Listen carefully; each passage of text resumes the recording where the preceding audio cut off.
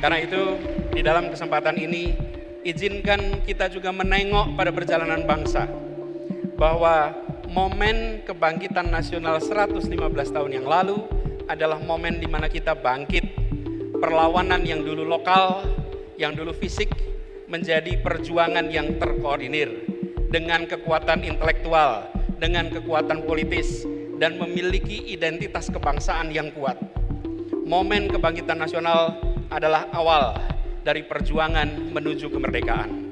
37 tahun kemudian kita meraih kemerdekaan. Dan ini adalah kesempatan hari ini untuk kita reflektif. Ketika kita bergerak ke depan di hari kebangkitan nasional, kita harus ingat bahwa kita pernah bangkit, tapi tidak ada jaminan bahwa bangkit itu artinya terus-menerus menjadi kuat. Bangsa-bangsa di seluruh dunia ada masa mereka bangkit, membesar, ada masa mereka bangkit, pelan-pelan turun, bahkan gagal di berbagai tempat di seluruh dunia. Karena itu momen ini, di saat ulang tahun PKS, bersamaan dengan momen kebangkitan nasional, mari kita tengok, bangsa ini harus bisa bangkit lebih kuat. Sambil kita lihat pelajaran dari bangsa-bangsa di seluruh dunia. Ribuan tahun sejarah sudah mencatat bangsa yang bangkit dan bangsa yang kemudian negara hilang. Ada sebuah buku berjudul Why Nations Fail, Mengapa Negara Gagal. Studi ini bukan studi teoritis. Studi ini adalah mengumpulkan berbagai peristiwa, mengambil hikmahnya, apa yang harus kita perhatikan supaya kita terus bisa bangkit ke depan. Dan di antara tanda-tanda mengapa gagal, mengapa kemunduran adalah dua unsur utama, institusi politik dan institusi ekonomi. Ketika institusi politik, institusi ekonomi itu bersifat ekstraktif, memeras, maka pelan-pelan negaranya akan turun. Tapi kalau institusi ekonomi, institusi politik sifatnya inklusif, memberikan kesempatan setara kepada semua, pelan-pelan negara akan bangkit menjadi kuat, menjadi makin berkembang.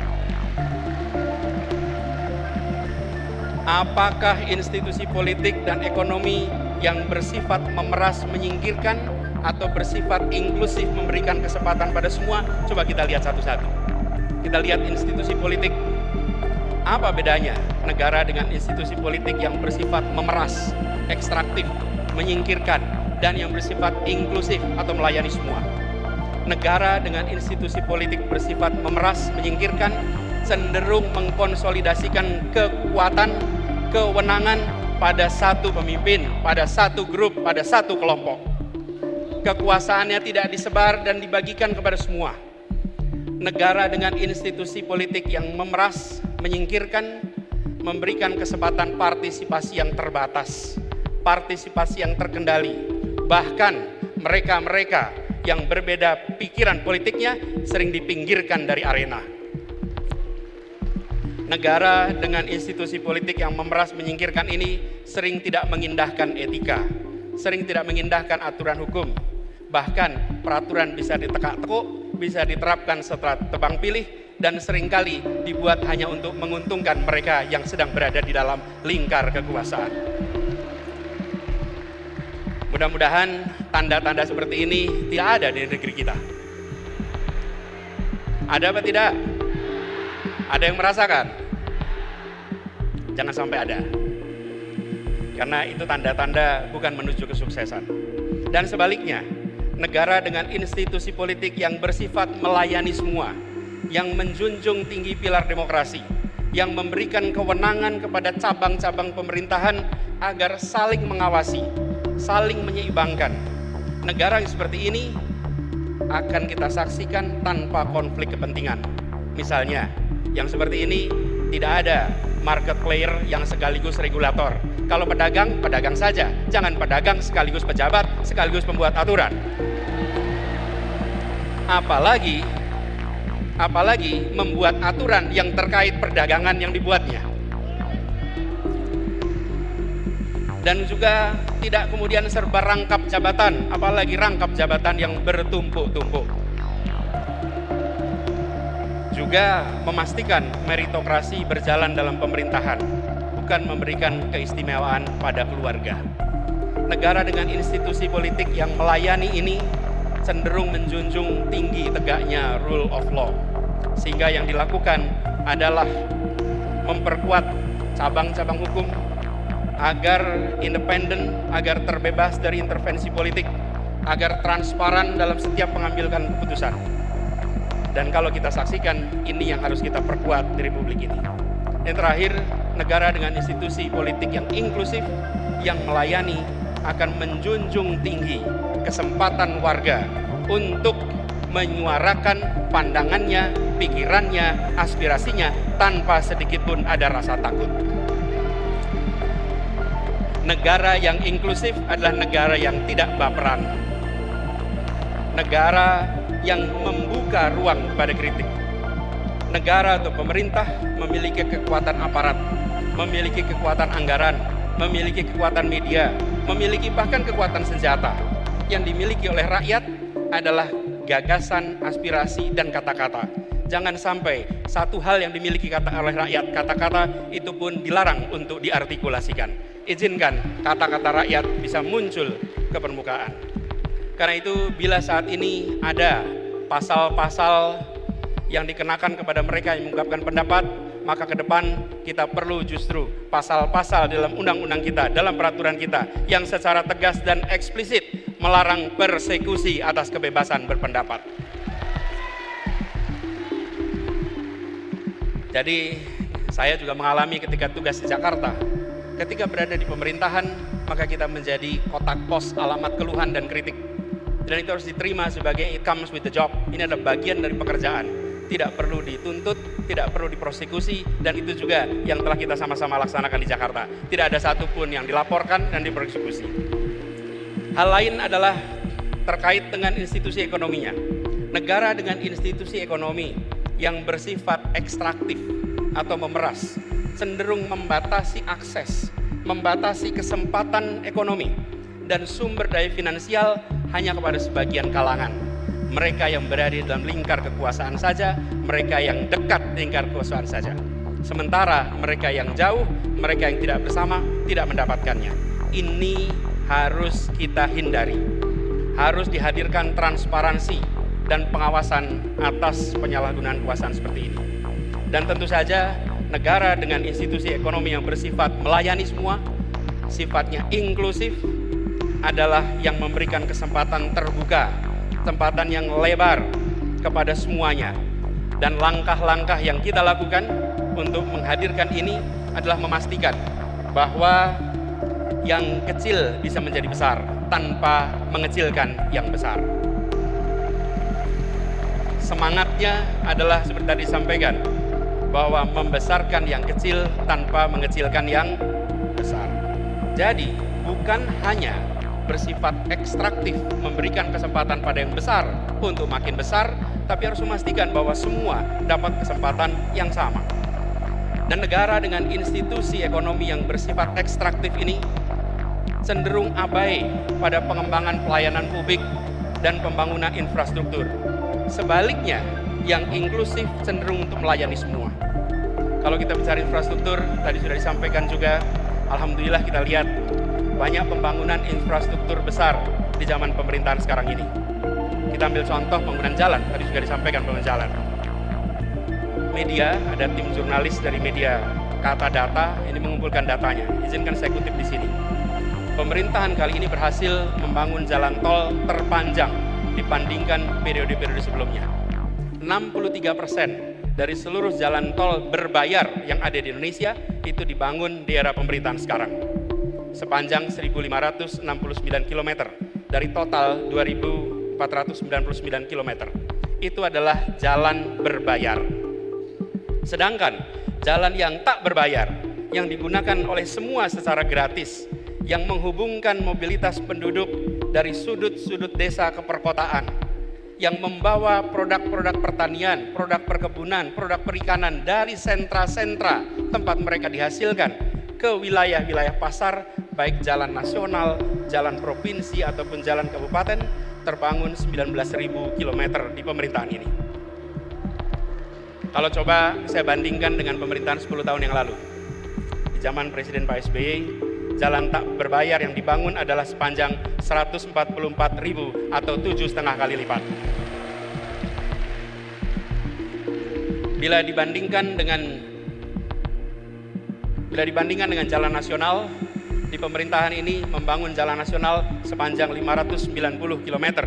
Di era 10 tahun sebelumnya 11.800 km. 20 kali lipat. Kita belum bicara mutu, kita belum bicara standar dan lain-lain. Kita bicara panjangnya.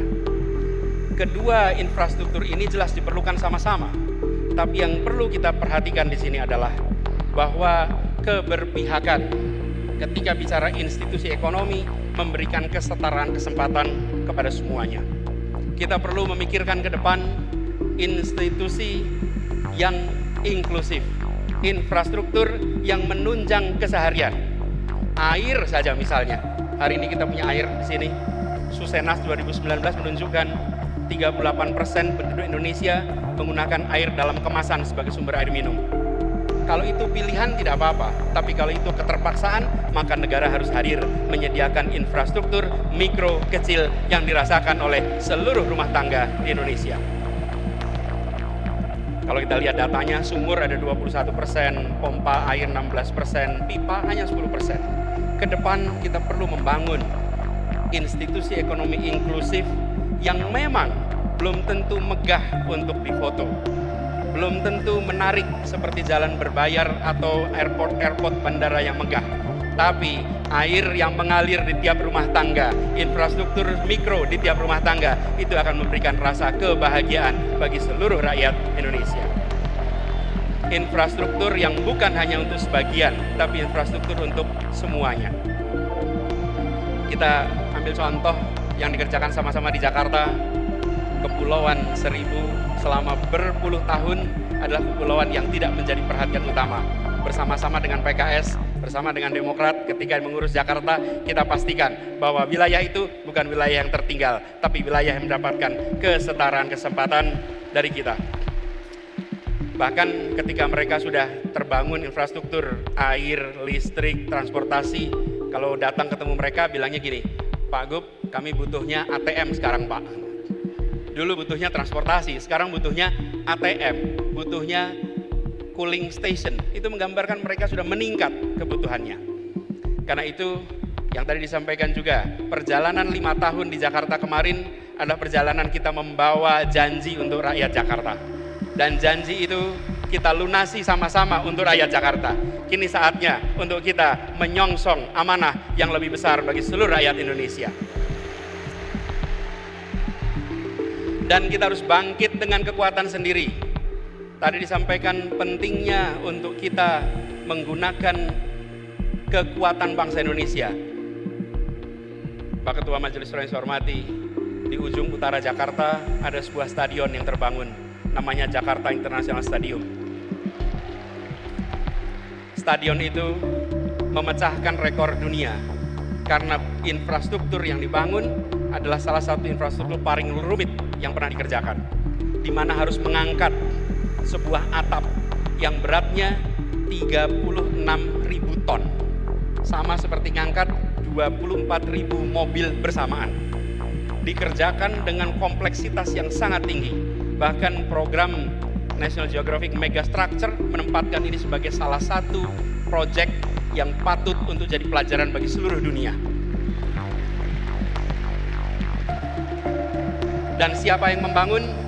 Semua anak-anak yang dilahirkan oleh ibu Indonesia, yang dididik di tanah Indonesia, yang bersekolah di Indonesia, tidak menggunakan tenaga dari luar, tenaga kita. Mereka sama hebatnya, dunia mempesona dengan hasil kerja anak-anak Indonesia.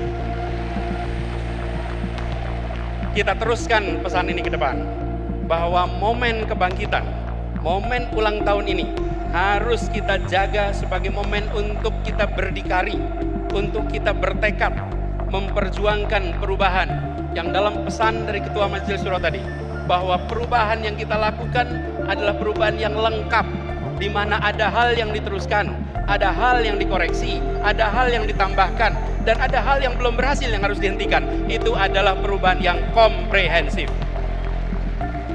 Karena itu kita menawarkan kepada seluruh rakyat Indonesia.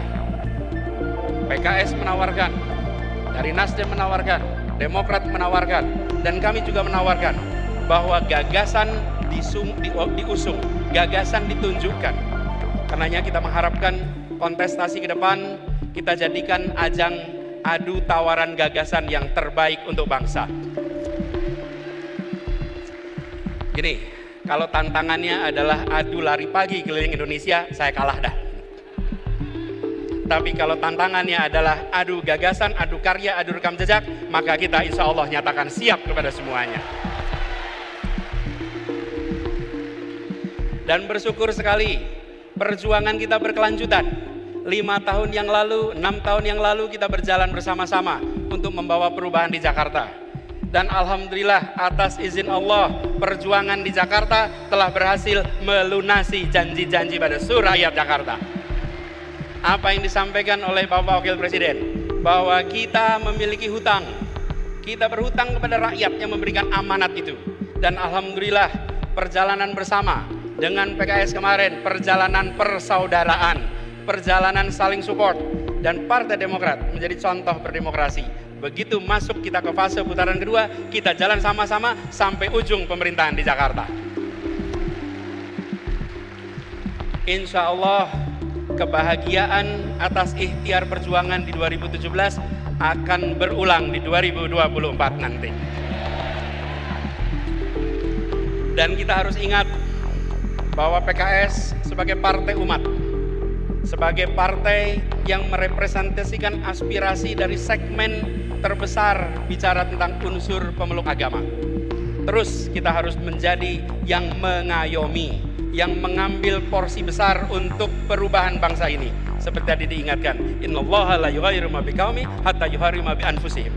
Insyaallah kita pegang kalimat itu, bahwa kita ajak umat ini untuk mendorong perubahan. Bila umat berubah, bangsa berubah. Bila umat maju, bangsa menjadi maju. Sebarkan semangat ini, sebarkan ketulusan, dan dipesankan tadi oleh Ketua Majelis Syuro, jaga keikhlasan. Insya Allah kita selalu dekatkan dengan keikhlasan. Bapak Ibu sekalian yang saya hormati, izinkan saya mengakhiri apa yang menjadi kewajiban bagi kami untuk menyampaikan pesan kebangkitan, pesan ulang tahun PKS dengan mengirimkan harapan kepada semua. Mari kita jaga perjalanan ke depan dengan menjaga persatuan, menjaga suasana kebersamaan. Persatuan Indonesia, tadi digarisbawahi, tidak mungkin bisa terjadi dalam ketimpangan. Persatuan Indonesia hanya bisa dijaga dalam suasana keadilan dan kesetaraan. Dengan keadilan kita punya persatuan, dengan kesetaraan kita punya persatuan. Mari kita pulang dari peringatan 21 tahun PKS, 115 tahun kebangkitan nasional dengan membawa pesan, kami hadir untuk menghadirkan keadilan sosial bagi seluruh rakyat Indonesia. Kami hadir untuk memastikan ada kesejahteraan bagi semua. Kami hadir untuk memastikan muncul persatuan bagi semuanya.